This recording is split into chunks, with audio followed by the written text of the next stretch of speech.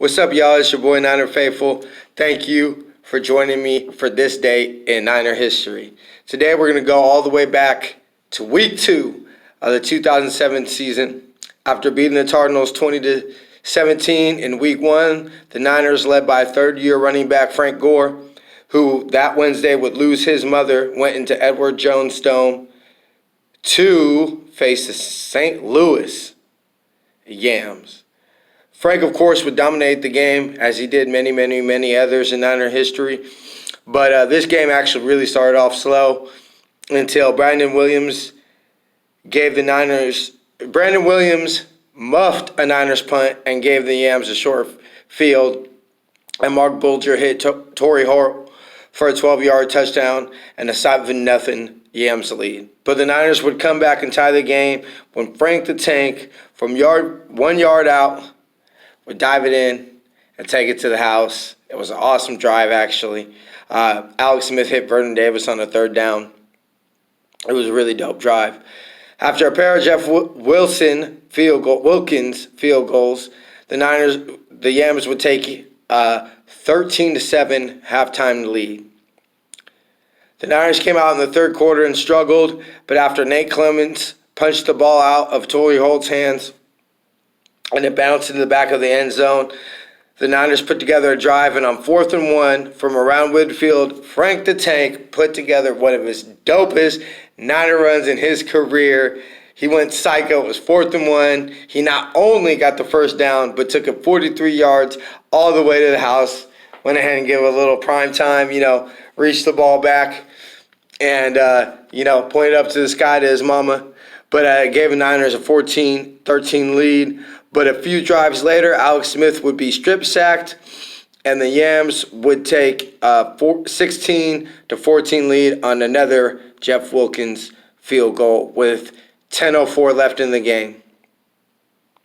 The very next drive, the Niners would go 3 and out, but Dante Hall, their punt returner, muffed an Andy Lee punt, and the Niners get the ball back, drive down the field, and San Ho legend Joe Nedney kicked a 40-yard field goal, and the Niners D forced 2 big stops, and the Niners went ahead and won 17-16 after Jeff Wilkins' final 56-yard attempt fell just short. It literally just fell right below it, went over the goal line. It was awesome. If you go ahead and go to YouTube and type in Niners Yams Week 2, 2007, it'll pop up. The highlights pop up, and it's actually a really good YouTube. I'll try to put it in the show notes, in the description. The Niners, of course, will go on to lose the next 8 in a row and finish the season 5-11, 5-13. But before we go ahead and break down the stats and get into the starters and all that, on a personal note, that is the very season that your boy decided to go ahead and get this tat right here. But the Niners stars that game on offense were Alex Smith, Frank Gore, Moran Norris, number 40. Nice little Niner running back for fullback for a couple years. Darrell Jackson, Arnez Battle, Vernon Davis, Jonas Jennings, Larry Allen, Eric Heidman, Justin Smiley, and rookie right tackle Joe Staley.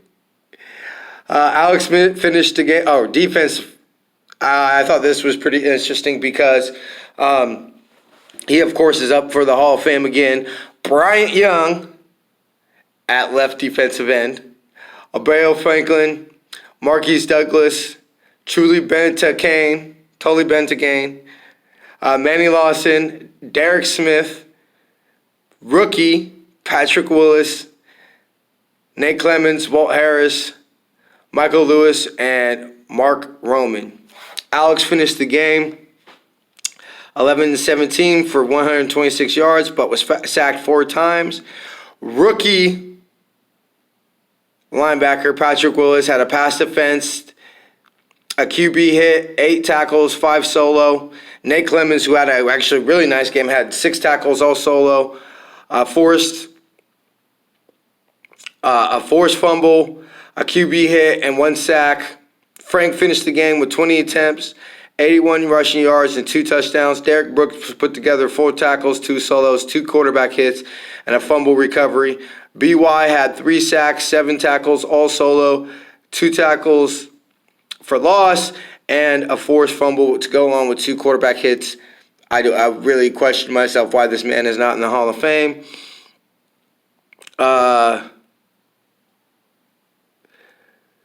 Vernon Davis had the game, finished the game with 2 catches and 23 yards. Benton Kane had a half sack with former Niner great, or future Niner great at that point, Isaac Sopowaga. Honors Battle had 2 catches for 17 yards. Marcus Douglas had a sack. And that's it. Oh, real quick before we get out of here, also this date in Niner history, September 16th, 1990, Joe, in one of the many games that showed you why he was a GOAT, went 29 of 44 for 390 yards, 2 touchdowns and a pick. Jerry added 6 catches for 74 yards and a touchdown, and John Taylor went ahead and added 160 yards on 8 catches and also a touchdown. Roger Craig added 82 yards on 22 carries and 4 catches for 42 yards. The Niners went ahead and beat Washington 26-13 at the stick. I want to thank everybody for tuning in to this date in Niner history. Before we get out of here, I want to remind everybody to shop Niner Faithful Radio for officially licensed gear from shop49ers.com, NFLshop.com, Fanatics.com, eBay.com, and much, much more. Visit NinerFaithfulRadio.com/shop. Join our Patreon's reward program for as little as $1 a month. You can get special perks like 10% off a Niner Faithful Radio shop, an invite to join me and my special co-host all season long, and on a segment of Niner Faithful Radio, and much more. Visit NinerFaithfulRadio.com to read all our blogs from Nothing But Niners, Sports Elite, get all the show notes, and see all our advertising and sponsorship packages. Also, go to SeatGiant.com, use the promo code NinerFaithfulRadio, and save on all ticket purchases. And last but not least, we're, of course, trying to get our YouTube monetized. So to help with that, we decided to let one lucky subscriber not only get a ticket to a game at Levi Stadium and an invite to a tailgate at Empire Road, the official tailgate of Niner Faithful Radio, but also get yourself a nice ticket to go to the Niners Museum that after the home opener will have a brand new T.O. statue. I'm going to go ahead and have to check it out myself. Thank you, everybody, for joining us today on Niner Faithful Radio. We shall see y'all Monday as we break down Niners Bengals. Till then, faith, love, and happiness. Go in the Niners. Beat Cincinnati, baby. See y'all Monday.